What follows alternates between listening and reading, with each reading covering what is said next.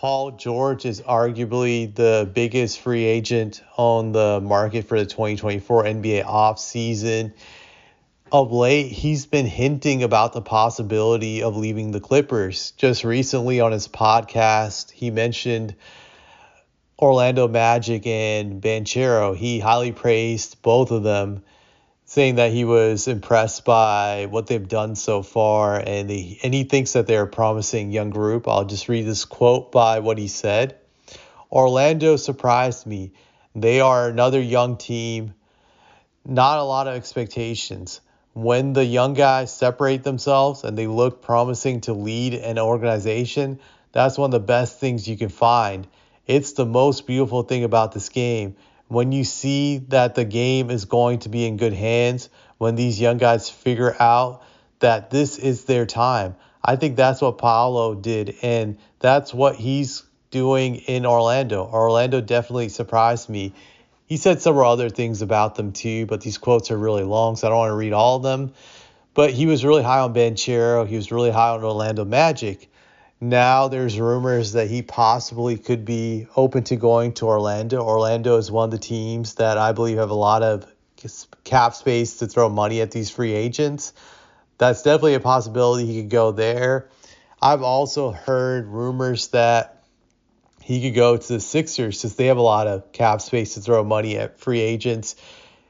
And they've kind of subtly leaked it out that they're interested in him, the way you saw Joel Embiid flirting with him kind of on NBA Countdown a few days ago about the possibilities of him coming to Philadelphia, the way he had that wink in his eyes when he looked at him when talking about how the Sixers need to add people to their team. They could definitely sign him from what I've read, that they have the money to throw at him. They give him a max deal. The issue from what I've read about Paul George is that the Clippers are not willing to give him the money he wants. They're not willing to, I'm trying to read this here. Yeah, they're not willing to offer him more than 3 years, $152.3 million extension that they gave to Kawhi. They don't want to offer him more than that. But the Clippers can offer him $221 million over 4 years, and they don't want to give that to him. They don't feel he's worthy of it. That's really the biggest difference maker. I would say the last few years, both Paul George and Kawhi have been injury prone on the Clippers. They have both missed a lot of regular season games. I would say Kawhi missed more because he actually missed a full season when he tore his ACL. But Paul has missed quite a few not playoff games, quite a few regular season games the last few years also. This year, he did manage to play 74 games while Kawhi played 68. So they played a lot more this year. To me, the thing that separates Paul when it comes to value to the Clippers compared to Kawhi is that Paul is always available during the playoffs, while Kawhi isn't. This year, Kawhi was only able to play in 2 playoff games before he started suffering injuries. I think he had some problems with his knee. Last year was the same deal. He was only able to play 2 playoff games, and then after that, he was done. Kawhi, to me, doesn't look like a guy you can trust to be able to play in the playoffs. While Paul George, say what you want about him, he's always available during the playoffs. So that makes him more valuable than Kawhi in my eyes. Grant, Kawhi is more talented than Paul George. I'd give Kawhi the edge. Just he's proven it to be a legit go-to guy, superstar. He did lead a team to a championship in Toronto several years back. But I would say Paul right now is just more valuable because he's less injury prone than Kawhi when it matters, which is the playoffs. That's what you really play for.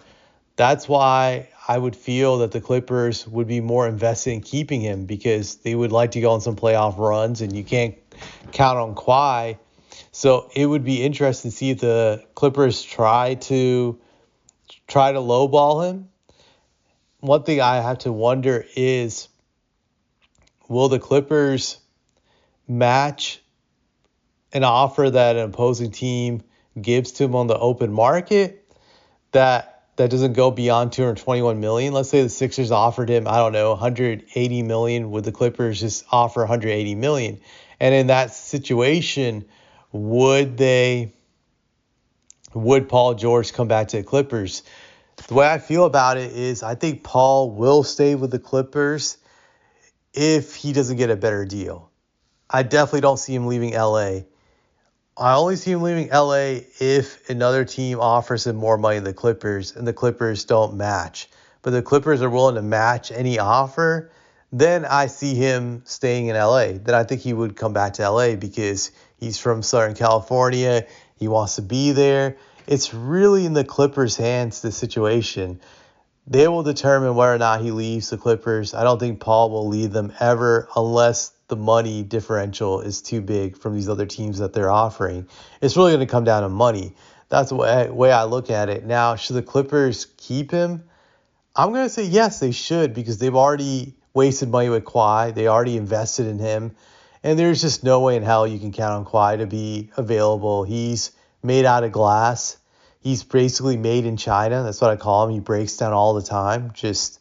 So you can't rely on him. And they're not going to win a championship by surrounding Kawhi with younger players.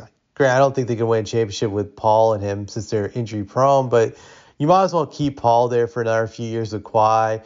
They can go on these little runs where they go to the playoffs and they don't do much, but they need two guys just to sell out their new arena to promote it the next few years. That's the reason why they should just keep them. And I don't think they have any draft picks for the next few years due to all these trades they've made. They're better off just keeping them together, just waste a few years, go on some little playoff runs, and then start over again by the end of this decade to rebuild a new team. That's the approach that they probably should take. But it'll be interesting to see what they do. Maybe they could do a sign-in trade if they're not willing to pay him that money, and the Sixers are. So there's some possibilities on the table. It'll be interesting to see how this plays out. I do think, like I said, if the money is right, he will stay with the Clippers. If it's not, then he's gone. That's the way I look at it.